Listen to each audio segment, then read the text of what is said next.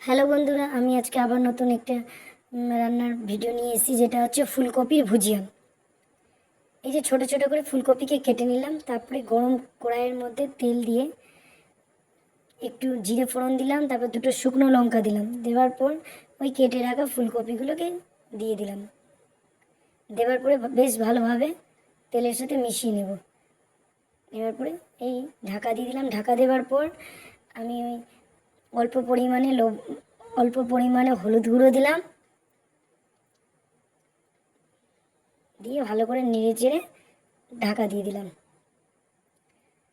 ঢাকা তোলার পরে দুটো তেজপাতা দিলাম স্বাদের জন্য। তারপরে আবার নাড়াচাড়া করলাম। স্বাদ অনুসারে লবণ দিলাম।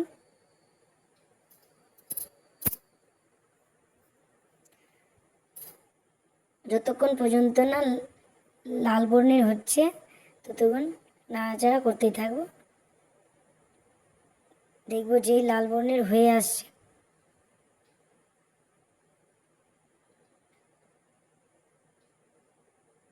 এই যে এবার লাল বর্ণের হয়ে আসছে, তার মানে সেদ্ধ হয়ে গেছে, ফুলকপিগুলো সেদ্ধ হয়ে গেছে। এবার একটি পাত্রে নেব, পাত্রের মধ্যে অল্প পরিমাণে জল নেব।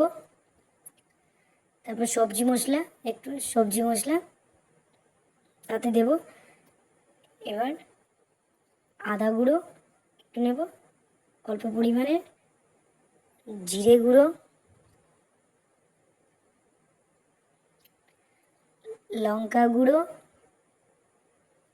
অল্প পরিমাণে চিনি দিয়ে বেশ চামচ দিয়ে ভালো করে মিশ্রণটিকে ভালো করে গুলে নেব।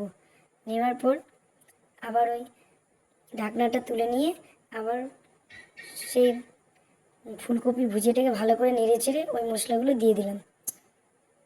দেওয়ার পর বেশ ভালোভাবে নাড়াচাড়া করে ঢাকনা দিয়ে ঢেকে দেব।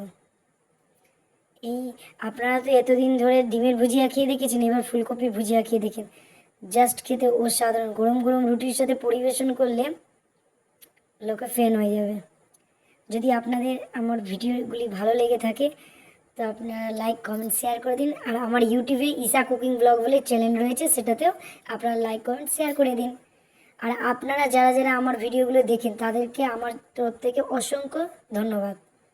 Thank you so much. আপনারা প্লিজ আমার ভিডিওগুলিকে এভাবেই দেখুন।